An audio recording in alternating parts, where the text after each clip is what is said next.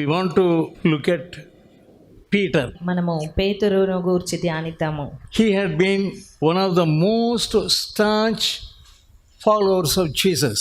యేసుక్రీస్తును వెంబడించిన వారిలో సన్నిహితుడిగా అతడు కనబడుతూ ఉన్నాడు. He had been a fisherman. అతడు ఒక చేపలు పట్టే జాలరిగా మనకు కనబడుతున్నాడు. He was a stubborn and rough man.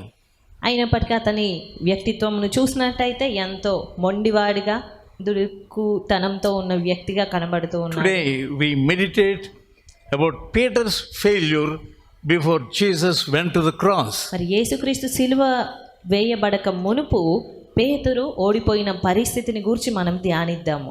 First, let's look at the context. ఈ సందర్భంను చూద్దాము. It was at the Last Supper. అది మరి ప్రభువు యొక్క ఆఖరు రాత్రి భోజనము.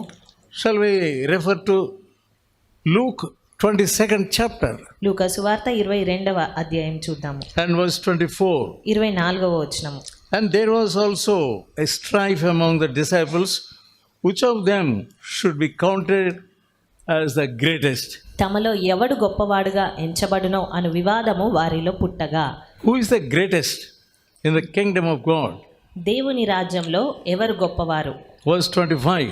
25వ వచనము. He said unto them, the kings of the Gentiles exercise of lordship over them, and they that exercise authority upon them are called benefactors.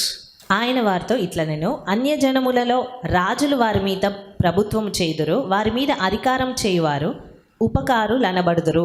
In many churches, చాలా సంఘాల్లో there will be quarreling, fighting. వారు గొడవలు పడుతూ ఉంటారు, I must become, కొట్లాడుతూ ఉంటారు. I must become a president నేను ప్రెసిడెంట్ని కావాలి, and secretary, లేదా నేను సెక్రటరీని కావాలి, mostly treasurer.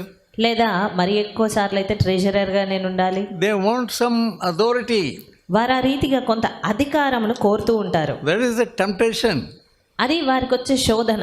If you are not properly converted, నీవు సరైన రీతిగా మారు మనసు చెందకపోతే you will always be thinking, I must be great.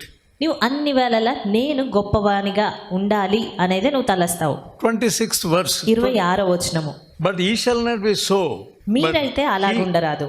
But he that is greatest among you, let him be as younger, and ye that is chief as that servant.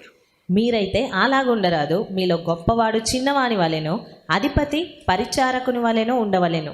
Jesus was like a servant. యేసుక్రీస్తు ఒక పరిచారకుని వలె, దాసుని వలె ఉన్నారు. And 27th verse. 27వ వచనము. I am among you as he that serves. నేను మీ మధ్య పరిచర్య చేయువాని వలె ఉన్నాను. Jesus was always humble. యేసుక్రీస్తు అన్ని వేళలా దీనుడిగానే ఉన్నారు. When you are really converted, నీవు నిజంగా మార్పు నొందినప్పుడు you want to be a servant. నీవు ఒక పరిచారకునిగా ఉండాలి అనుకుంటావు. You should never be a great person. అలాంటప్పుడు నీవు ఎప్పుడు కూడా ఒక గొప్ప వ్యక్తిగా ఉండలేవు, లేదా ఉండాలనుకోవు. If you want to be great in the kingdom of heaven, పరలోక రాజ్యములో గొప్పవానిగా నువ్వు ఉండాలి అని అనుకుంటే learn to be a servant. ఒక సేవకునిగా ఉండుట మొదట నేర్చుకో. If you want to be great in the kingdom, learn to be a servant of all. Learn to be a servant of all. Learn to be a servant of all. If you want to be great in God's kingdom, learn to be a servant of all.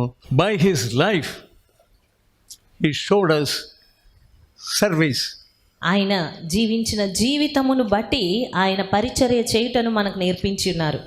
Each word from his mouth that he said was not wasted.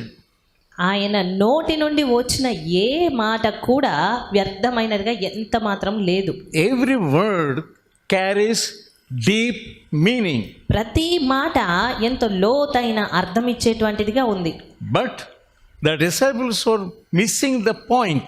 అయినప్పటికీ శిష్యులు ఆ విషయమును సరిగ్గా అర్థం చేసుకొనుట అనేది ఎప్పటికప్పుడు తప్పిపోతూ ఉన్నారు.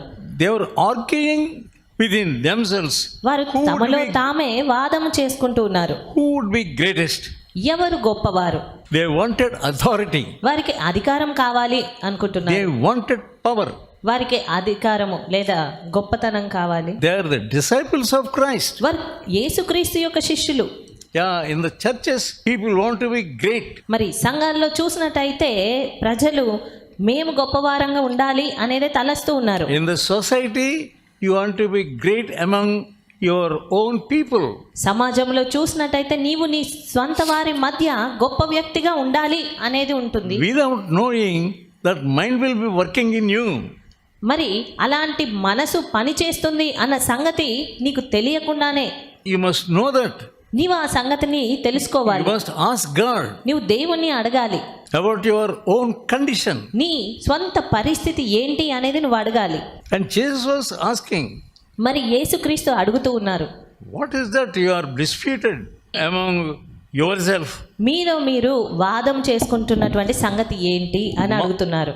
Mark 9th chapter verse 34. Mark సువార్త 9వ అధ్యాయము 34వ వచనం. By the way, they had disputed among themselves who should be the greatest. దారిలో ఉన్నప్పుడు వారు ఎవడు గొప్పవాడు అనే విషయమై వారు వాదం చేసుకుంటూ ఉన్నారు.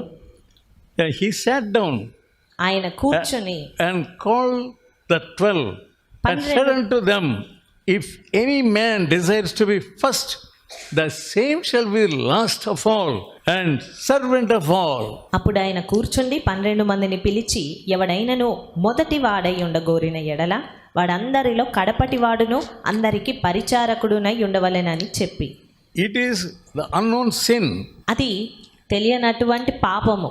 You will not know at all. దాని నీవు ఎంత మాత్రం గ్రహించలేవు. Always your argument must be about yourself. అన్ని వేళలా నీ వాదం అనేది నిన్ను గూర్చి మాత్రమే ఉంటుంది. I am right.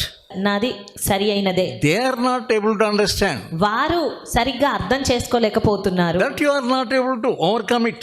మరి దాన్ని నువ్వు అధిగమించలేకపోతున్నావు. When you come into the house of God, నీవు దేవుని మందిరంలోనికి వచ్చినప్పుడు, when you hear the word of God, దేవుని వాక్యము విన్నప్పుడు He shows you directly what is in your heart. నీ హృదయంలో ఏమున్నది అనేది ఆయన నేరుగా నీకు చూపిస్తారు. The Spirit of God tells you దేవుని ఆత్మ నీకు చెప్తారు, that mind is in you. ఆ మనసు నీలో ఉంది. That mind, I, is in you. నేను అనే మనసు ఉంది. If you allow the Spirit of God, నీవు దేవుని ఆత్మకు చోటిచ్చినట్టయితే you will feel it and you will know it. నీవు దాన్ని అర్థం చేసుకుంటావు, అది నీకు అర్థం అవుతుంది.